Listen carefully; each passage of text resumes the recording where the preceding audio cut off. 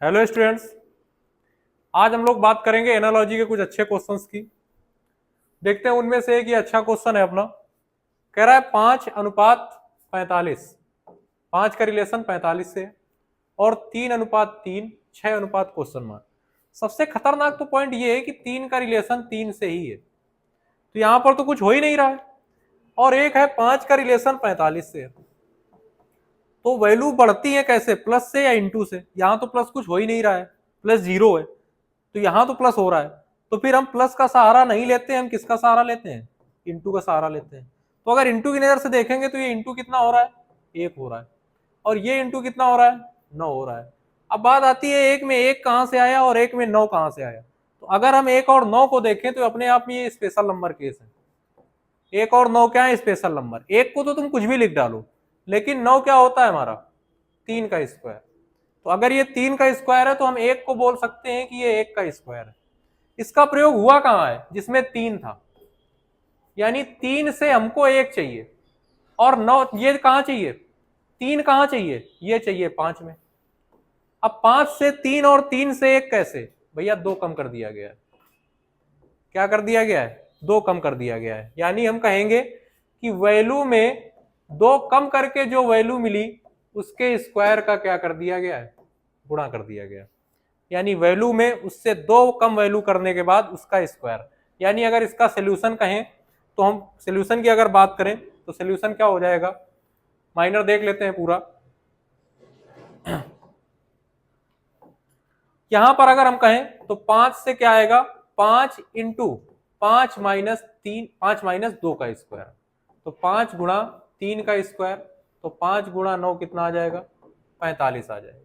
यही कहानी 3 में होगी तो क्या होगा, 3 गुणा 3 माइनस या कितना 2 का स्क्वायर।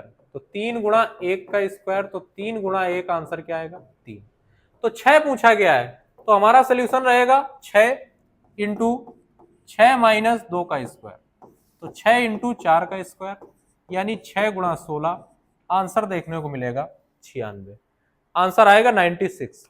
96 कोई ऑप्शन है हमारा, पहला ही ऑप्शन है, यही क्या हो जाएगा, हमारा आंसर हो जाएगा। पैटर्न क्या रहेगा, n into n minus two का स्क्वायर। आगे चलते हैं, ये आपके एसएससी प्रीवियस ईयर आए हुए क्वेश्चन हैं। इसके बाद ये दूसरा क्वेश्चन देखते हैं। दूसरा क्वेश्चन क्या कह रहा है, ये कह रहा है भैया 625:5 और दूसरा है 2560:8 और 5000 क्वेश्चन मार्क।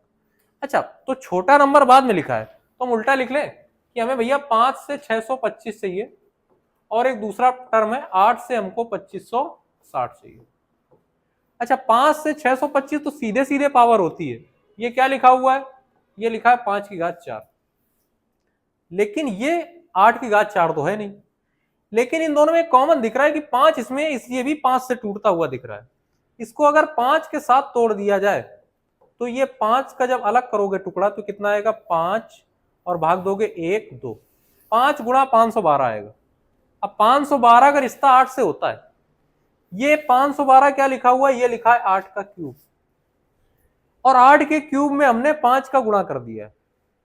इसी प्रकार आगे, तो कहने का मतलब ये जो तुम 5 की घात 4 देख रहे हो ये नहीं लिखा है, ये लिखा है 5 की घात 3 इंटू 5, यानी 5 जबरदस्ती वाला है और उस नंबर का क्यूब किया गया। यानी अगर हम पैटर्न की बात करें तो पैटर्न क्या है, n क्यूब इंटू 5, ये पैटर्न। ठीक है, लेकिन क्वेश्चन उल्टा है, उसने पहले वैल्यू दे रखी है। तो ये वैल्यू किसके बराबर है भैया, 5000 के बराबर है। तो यहां से 5 से जब कट करोगे तो ये कितना आ जाएगा, 1000। और ये वैल्यू किसकी है, n क्यूब की। अगर n क्यूब की वैल्यू 1000 है तो भैया n की वैल्यू कितनी आ जाएगी हमारी, 10 आ जाएगी।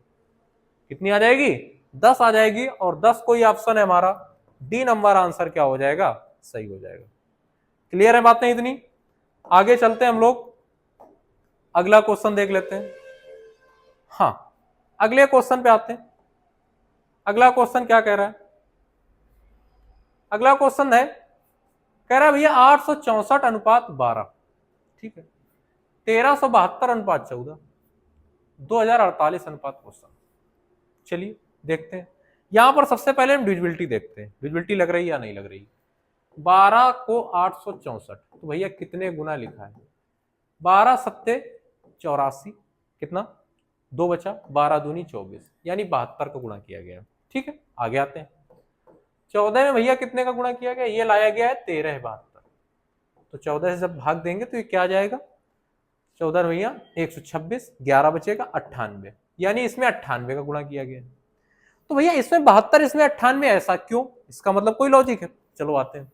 तो 12 से 72 क्या हो सकता है? इस 72 को अगर 12 के टुकड़े में तोड़े तो 12 गुणा 6 आएगा, 12 का 12 ले लिया, 6 आ गया। अगर 98 को तोड़े तो ये 14 और 7 आ जाएगा। अब बात आती है 14, तो 14 हो गया, 7 कहां से आया? अब जब ये 7 है, ये 7 है 14/2, जो ये 6 है, ये 6 है 12/2, यानी बात समझ में आई कुछ? 1 12, 2 12, 3 12 और फिर /2, यानी 12 में हमने क्या किया? 12 गुणा 12 गुणा 12/2 किया है हमने। इसी प्रकार 14 में क्या किया है? 14 गुणा 14 गुणा 14/2। कुछ समझ में आया? इसको हम सीधे बोल सकते थे क्या?